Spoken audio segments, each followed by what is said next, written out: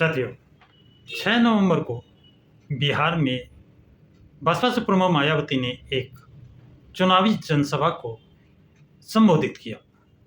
इस जनसभा में बसपा सुप्रीमो मायावती को सुनने के लिए इतनी अपार भीड़, इतना बड़ा जनसैलाब उमड़ पड़ा जिसकी लोगों ने कल्पना नहीं की थी। ये जिस तरह 9 अक्टूबर को मानवर काशीराम के परिनिर्वाण दिवस के दिन लखनऊ में जनसैलाब का एकत्र हुआ था, जनसैलाब आया था, उसी तरह चुनावी जनसभा में जनसैलाब को देखकर विरोधियों पार्टियों के पसीने छूट गए, छक्के छूट गए और इस जनसभा का चुनाव पर असर पड़ना स्वाभाविक था। उस दिन 65% वोटिंग हुई। लोगों ने बढ़ चढ़ करके वोटिंग में हिस्सेदारी ली। बिहार में इससे पहले कभी भी 65% वोटिंग नहीं हुई थी। ये हौसला बसपा सुप्रीमो की मीटिंग का है और बसपा सुप्रीमो का बीएसपी का वोटर सिर्फ जो समझते हैं SC ST ही नहीं है।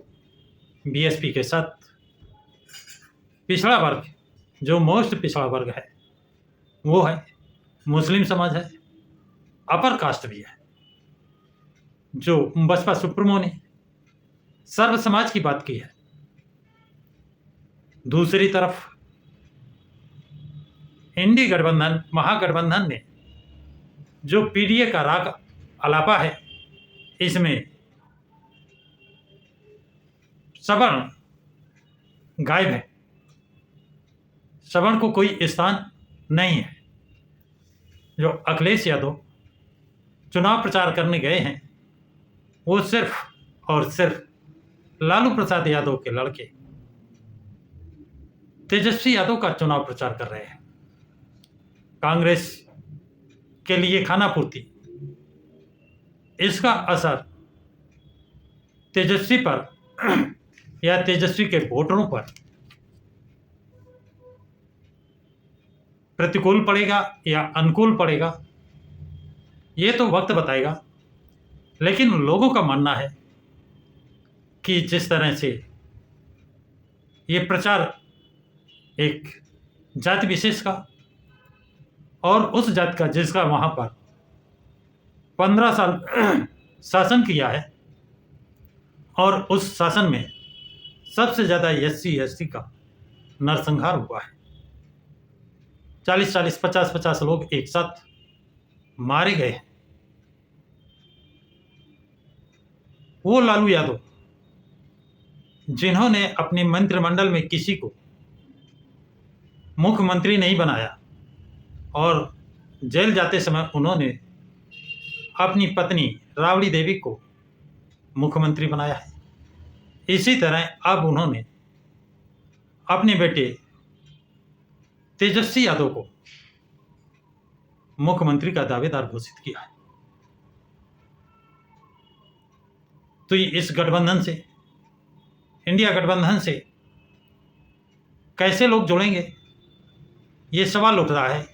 यही अखिलेश यादव मध्य प्रदेश में कहते हैं कांग्रेस को वोट मत देना, यही अखिलेश यादव दिल्ली में कहते हैं कांग्रेस को वोट मत देना, केजरीवाल को वोट देना, और वही अखिलेश यादव बिहार में आरजेडी और कांग्रेस के प्रचार में लोगों के गले बात नहीं उतर रही है कि इंडिया गठबंधन में है क्या,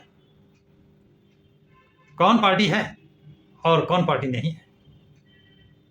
इधर बसपा सुप्रीमो ने जब 9 अक्टूबर को लखनऊ में जो मानवर काशीराम की पुण्यतिथि पर जो रैली की है, उसमें जनता नहीं जन सैलाब उमड़ा है, जिससे पुनः बसपा अपने पुराने फॉर्म में आ गई है। और बसपा सुप्रीमो मायावती ने मंच से घोषित कर दिया है, घोषणा कर दी है 2027 में सरकार बनानी है। कब? 2027 में सरकार बनानी है।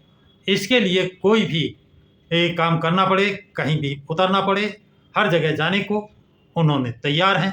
उन्होंने घोषणा कर दी है, अपने कार्यकर्ताओं को सचेत कर दिया है और उसका असर बिहार में दिखाई दे रहा है।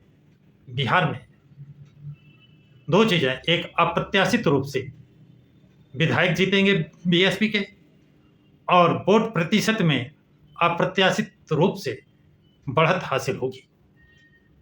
और बीएसपी की भूमिका बिहार में बहुत ही महत्वपूर्ण होगी। आप देख लीजिए, पिछले चुनावों से इस चुनाव में 5 से 7% वोटों की बढ़ोतरी हो गई है। ये देन सिर्फ बीएसपी की है। बीएसपी के कारण ये वोटों की बढ़ोतरी हुई है। और 1990 से 2005 तक करीब 15 साल लालू यादव का जंगल राज रहा। इसके 2005 से 2025 आज तक अभी नीतीश कुमार जेडीयू और बीजेपी का सरकार है। वहाँ पर अब तक शिक्षा का अभाव है, रोजगार का अभाव है, चिकित्सा का अभाव है, व्यवसाय का अभाव है, जातिवाद को बढ़ावा मिला है, नरसंहार हुए हैं। और वहाँ पर मजदूरों को मजदूरी नहीं मिलती है। उस मजदूरी के लिए उन्हें पलायन करना पड़ता है, दूसरे प्रदेशों में जाकर वो मजदूरी करते हैं। छोटे छोटे बच्चों को, अपनी औरतों को भी लेकर जाते हैं। तो बिहार की आर्थिक स्थिति में कोई सुधार 78 सालों के आज़ाद होने के बाद नहीं हुआ है। 1950 से 1990 तक कांग्रेस की सरकार, 1990 से 2005 तक लालू प्रसाद यादव की सरकार, 2005 से 2025 तक नीतीश की सरकार, बीजेपी के सहयोग से सरकार। लेकिन बिहार की आर्थिक स्थिति में कोई सुधार नहीं। अभी बहुत से लोग भूमिहीन मजदूर हैं, जबकि उत्तर प्रदेश में सिर्फ 4 बार में 7 साल मुख्यमंत्री बनने का बसपा सुप्रीमो मायावती को अवसर मिला।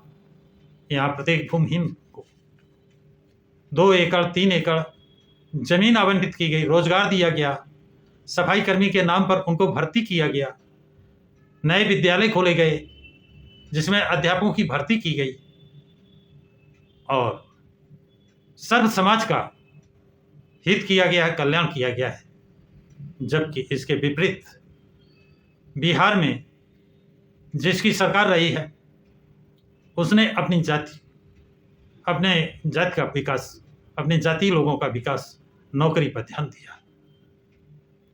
ये मुद्दे चुनाव के समय उठकर सामने आ रहे हैं और इसी आधार पर इस बार वोट होगा विकास के नाम पर, शिक्षा के नाम पर, व्यवसाय के नाम पर, रोजगार के नाम पर। तो इन चीज़ों पर यदि अमल हो गया, वोट पड़ गए, तो जिन जिन की सरकार रही है उनको कोई वोट देने वाला नजर नहीं आएगा।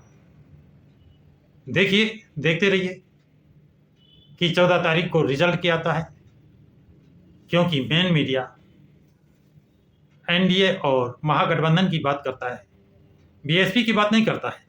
जबकि तीसरी सबसे बड़ी पार्टी अकेले दम पर चुनाव लड़ रही है और ये दोनों गठबंधन से भारी है, दोनों गठबंधन पर भारी दिख रही है। इसलिए जनता का रुझान, जनता का झुकाव बीएसपी की तरफ है। लोगों ने नारा देखा है, तुम सबको देखा है बार बार, इस बार बीएसपी की बारी है। तुम सबको देखा है बार बार, इस बार बीएसपी की बारी है। तो बीएसपी को लोग वोट करने का मन बना रखे हैं। देखिए 14 तारीख को क्या रिजल्ट आता है। आप लोग कमेंट बॉक्स में कमेंट्स अपना जरूर लिखें तथा इस वीडियो को लाइक और शेयर करें। प्रकाश की राज चैनल को सब्सक्राइब करें।